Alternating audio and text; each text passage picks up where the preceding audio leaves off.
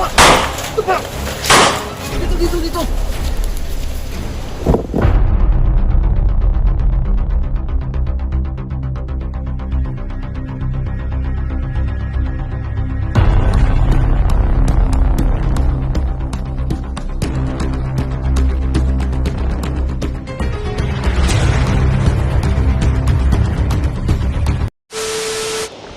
So ayan mga idol, magandang araw sa inyong lahat. Ito po ako sa bundok ngayon mga ka-idol, no? Patuloy ako sa papunta sa hinahanap ko na agimat, no? Si Mang Tonyo.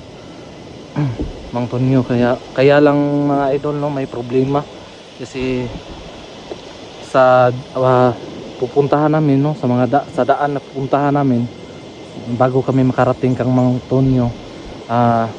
Nagmasid kami kanina ni Marjon, may mga bandido nga pasikot-sikot doon, may mga bandidong pasikot-sikot, kaya naisipan ko mga idol na gabi na lang po ako lalakad. So yun lang mga idol, no.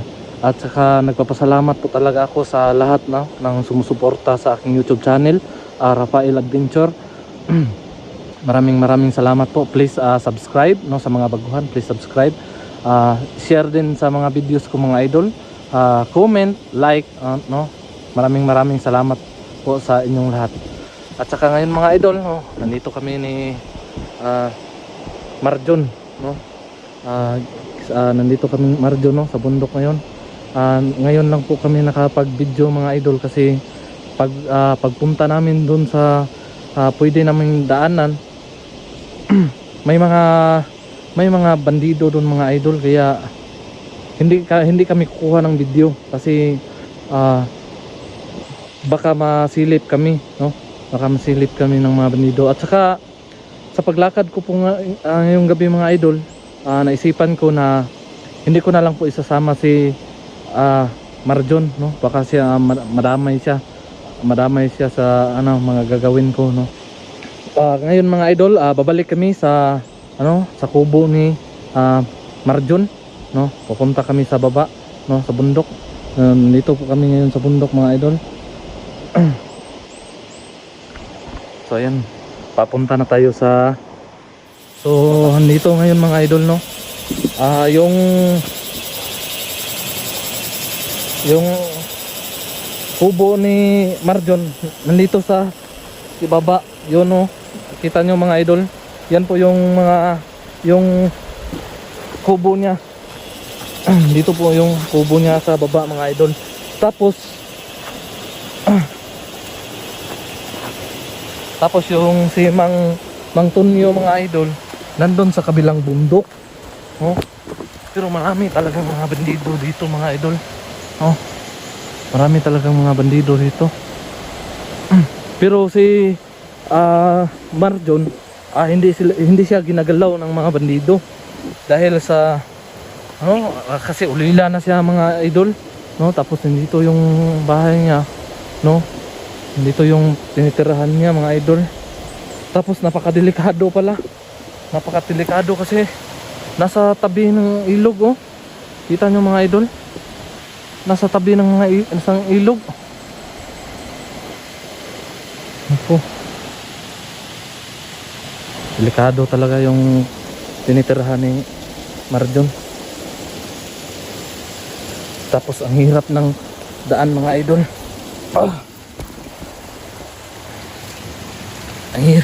Ang hirap talaga ng daan niya.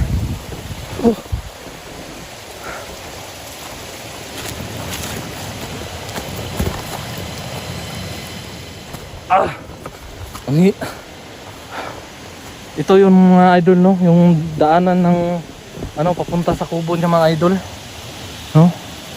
Tapos napakadelikado talaga dito mga idol kasi yung bahay niya, yung kubo niya is nasa tabing ilog mga idol. Mga idol, yung tubig dito lalakas kasi may mga balas. Tapos lang mga idol, yung kinain lang namin kanina is yung ano lang mga idol, yung saging na hinog, no? Hindi na lang kami nagluluto kasi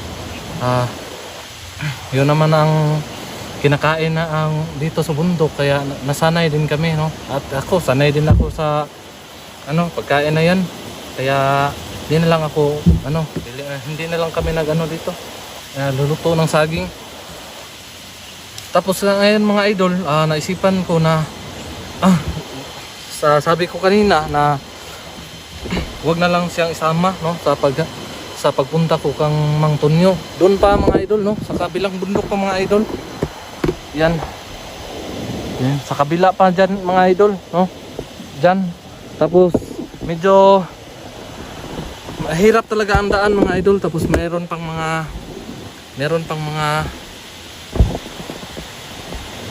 bandido doon. Yun lang ang hirap. Makapaglakad sana kami, no, kanina umaga. Kaso sinabihan ako ni Marjon na may mga bandido minsan dyan sa kuan, at ngayon pa, no, napapunta ako kang Mang Tonyo. So magpapaturo na lang ako mga idol, no, kung saan talaga ang tirahan ni Mang Tonyo kang Marjon. So ano ngayon, Marjon, saan ang tirahan? Pwede mo bang i-skip mo dito? Ano mo sa kung sandali lang, kung iiwan kita rito, ano bang gagawin mo? Saan ka pupunta? Dito lang, sa paligid-paligid. Sa mga tinatanim ko. Dito yan, magtatanim ulit. Magtatanim ka lang ng mga makain dito?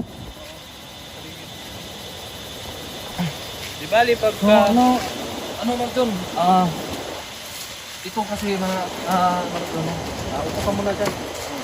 Ito kasi di ko kasi gusto na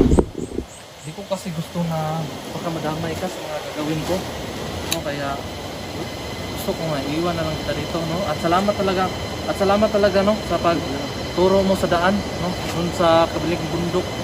Pero pagdating doon, no, yung nakita nating mga bandido, malayo pa ba kang Mang Tonyo? Gusto ko sanang malaman kung saan banda, no, sa kabilang bundok. Kasi lalo na ngayon na gabi ako lalakad, baka mahirapan ako. Hirap talaga kasi medyo malayo-layo. Pero may ano ba ba dito? Yung trapal na lang, no, yung trapal, dadalhin ko na lang kay matutulog na lang ako doon sa itaas, doon sa tuktok. Tulog na lang ako doon, yung sa may signal, yung pinuntahan natin kanina. Doon na lang ako matutulog. Lilipas na lang ako at simpo din ako nang walang tao, no? Kaya doon sa sa tuktok, pwede mo bang pwede ko bang makita na kung pagdating doon sa tuktok saan ang bahay ni Mang Tonyo? Kasi gusto ko talagang malaman kung nandun pa ba siya. Dito ka mag-stay yung sa mataas sa bundok. Tapos ngayon yan. Ito yan. Tapos lalakad ka muna. Yun yung dinaanan natin kanina. Oo, yung kanina. Tapos sa gilid dyan, gilid ng bundok, mayroon po dito sa itaas niyan, may gano'n naman, kaliwa. At sundan mo lang yan sa pagkatapos, nakarating mo na kanina dito sa itaas, mayroon isang kubo dyan na diyan siya pinakatuktok ng bundok. Yung sa ikalawa pang bundok, no? Sa Ikalawang bundok, sa tuktok naman. Pero nasa tuktok siya kasi malayo-layo din. Pero ang hirap ng daanan kasi hindi siya pinadaanan ng tao. Siya lang ang nakatira doon eh. Pero layo-layo. May may balita ka bang may dumadating doon, may pupunta din ng mga bandido doon, no? Kasi marami bang taong nakakaalam na may ulimat siya doon? Sa pagkaalam ko, konti lang. Wala masyadong nakakaalam kasi yung mga bandido, halos karamihan sa mga bandido may mga ulimat, no? Yung hindi matabla ng bala, yun talaga yung karamihan sa kanila. Kaya baka doon galing yung mga agimat. Kaya pupuntahan ko kung ano pang sitwasyon doon. Siguro, hindi ko masabi kasi marami naman pinagkukunan ng mga game at pero yan kang Mang Tunyo, wala masyadong nakakapunta kasi sa sobrang layo ng kanyang tirahan. Pero siguro kasi porsigido yung mga bandido eh. Kasi porsigido yan sila. Porsigido nga silang pumatay. Kaya baka nakapunta doon. Kasi dinadaanan pa atin kanina pinupuntahan. May mga tao naman doon. No, may dalang baril. So, kaya ngayon, papalipas na ako ng gabi. Huwag ka na sana ano sa akin kasi hindi kita sinasama doon. Kasi baka delikado. Kasi nakita ko kanina ang sitwasyon. May mga ano talaga, may mga bandito. Kaya dito ka na lang. So anong nangyari sa akin, no? Punta ka naman sa Patag. Kilala mo naman ako, no? Sa Patag. Kung papunta mo sa Patag, no? Kung doon ka dadaan sa gabi, no? Kung kita tayo, doon ka. May tao na pong nakakilala sa akin doon, no? Kung hindi ako makabalik, ikaw na lang po magsabi sa kanya, no? At saka maraming salamat talaga, Marjon, no? Sa tulong mo at pinapatulog mo ako dito sa kubo mo ngayon. At narakad talaga ako ngayong gabi, no? Palipas mo na ako ng palipas mo na ako. Gusto ko yung madilim na. Gusto ko yung madilim na para para hindi naman tayo mahalata ng mga bandido na yan. So mga idol, so ayan mga idol, no? Ako na lang po mag-isa mga idol, papunta sa bundok. Diyan mga idol. Diyan, no? Sa likuran pa po niyan mga idol, no? Sa tuktok, no? Sa likuran pa po niyan. Sa tuktok, diyan po nakatira si Mang Tonyo. Kaya ngayon, ako na lang ang pupunta mga idol. Ako na lang po ang pupunta kasi baka madamay to si Marjon, no? Baka madamay siya sa mga gagawin ko. Marjon, wala ka bang tinatago dyan na pwede kong magamit ng baril? Yung itak? Wala kasi yung itak. Naiwan ko doon sa akin. Tinatamnan, baka nandyan sa baba. Naiwan. So ayan mga idol, no? Ito yung tinatulugan ko kagabi mga idol, no? Dito po yung tinitirahan ni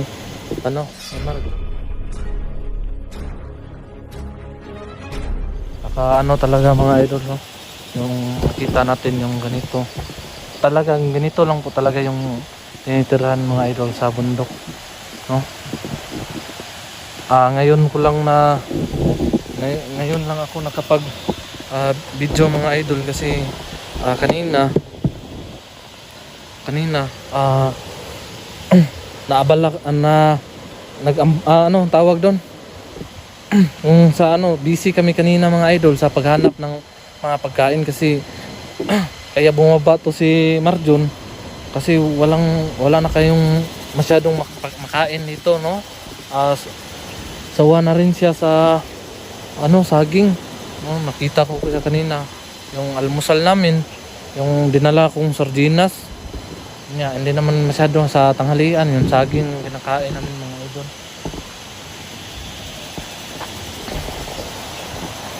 So Marjon, kailan ka pupunta sa baba? Bukas na lang. Para at least din para at least maliwanag kasi mahirap na ngayon. Malapit na maggabi. So ako na lang lalakad ngayon mga idol.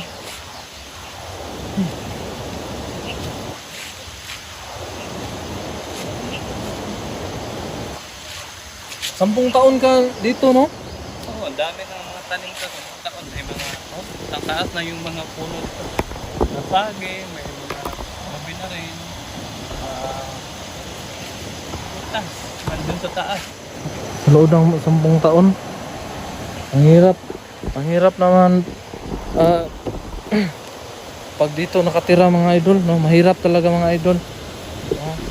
Mahirap talaga pag nandito sa bundok.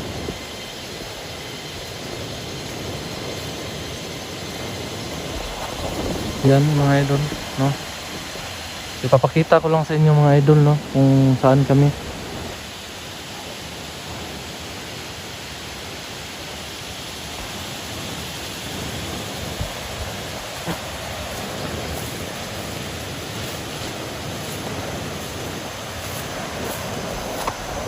Ano dito lang mag-usap-usap muna tayo diyan.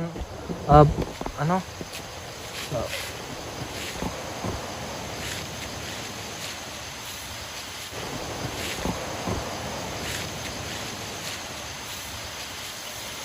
Ikaw, Marjon, sa tagal ng panahon nga, ikaw na lang mag-isa dito. Ano bang naisipan mo?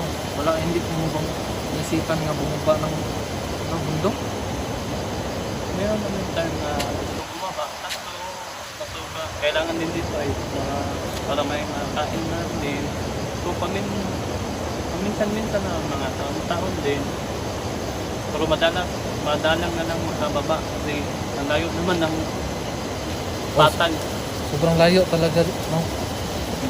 4 na oras na Nakarin. nakarin, tapos mabilis pa ang lakad. Hindi pwede pagbagal-bagal. So lalo naman layo at kailangan mo na din magdali sa talan. Tapos lalakad ka, tapos ang hina mo maglakad, abutan ka talaga ng gabi, no? Dito sa bundok. Tapos ang hirap pa naman sa lugar dito. Napakahirap talaga ng lugar dito mga idol. Galing naman ako ng bundok, pero mahirap talaga, no? Kasi nasanay na din ako sa patag, no? Nasanay na din ako sa patag. Ilang buwan na ako sa patag. Maganda talaga ako sa patag. Baka maka-uwi ako, no? Pagpala rin ako doon sa maka-uwi ako. Pwede kitang sabay sa patag, pero kung pag uwi ko, hindi ba ako maka-uwi dito, no? Kasi hindi talaga natin alam doon. Hindi talaga natin alam ng mga tao doon. Tapos marami pa naman sila. Tapos hindi ka ba hindi ka na ba sinasaktan nila? O hindi ka ba, wala bang pumunta dito na gusto kang pasalingin sa grupo nila? Meron naman dumadaan tapos magkausap na konti mga inabot-albasyon. Ikaw pala yung mga daan. Kaya pala siguro hindi ka ginawa nilang kasamahan kasi gusto nila dito ka sa bundok. Dahil ikaw yung makapagtanong, tanungan nila kung mayroon bang tao. Kaya siguro ganun ang ginawa nila, no? Lalo na sila pa nila sa mga mundo. So, mas ako, sanay na ako dito. Halos na ikot ko na itong buong mundo. Kaya ilang taon na kayo na nakatira.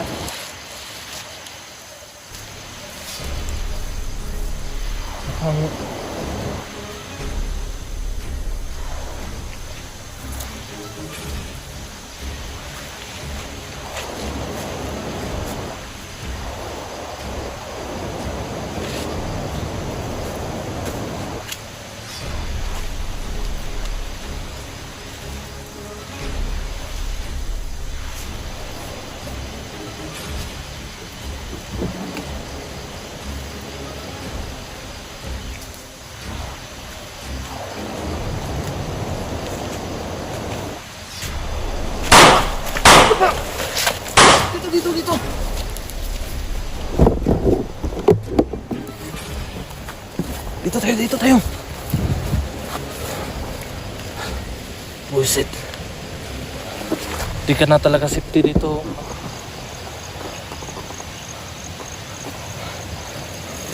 Bakit kaya pinaputukan tayo? May nahalata sila na may tao kang kasama na taga-baba. Pagka kasi kita sa type. Kasi alam na nila lagi na ikaw lang mag-isa dito, di ba? Oo, kasi wala namang ibang tao. Tungkol sa akin. Tingnan natin.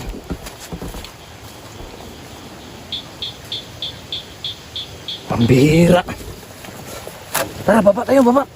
Baba, baba.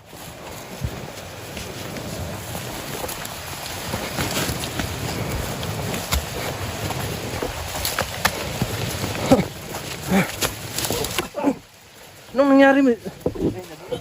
Nadulas ka. Alis tayo dito. Maghiwalay-hiwalay tayo, Mang John.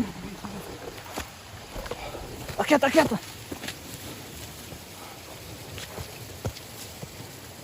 Bihira.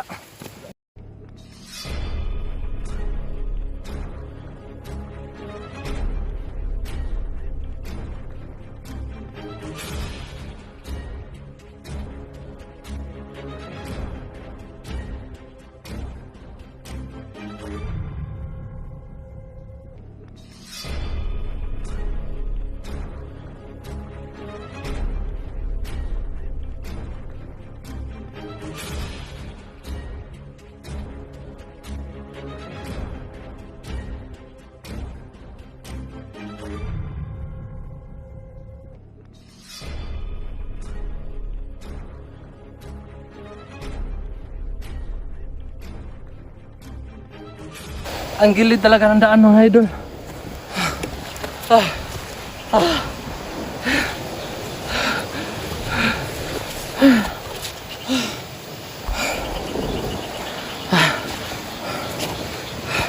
Mas John, anong kalagayan dyan? Baka bumaba sila sa kubo mo.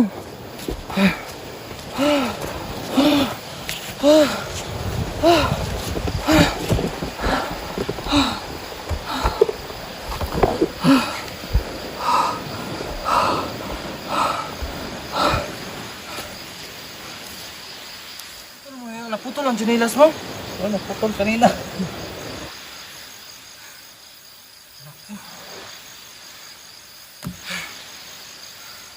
Ano bang gagawin natin dyan?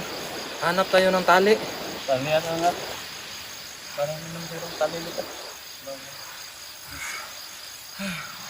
Saan ba? Hindi na talaga tayo matutulog sa kubo mo, Marjon. Kasi pinaputukan tayo.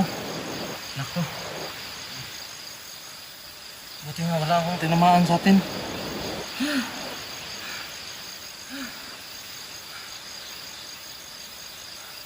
May nalalaman ka pang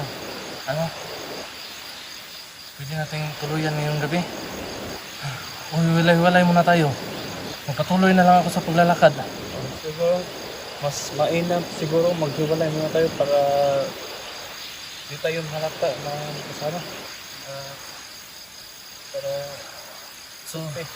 Para nasa maayos din. Salamat ha, mag-iingat ka.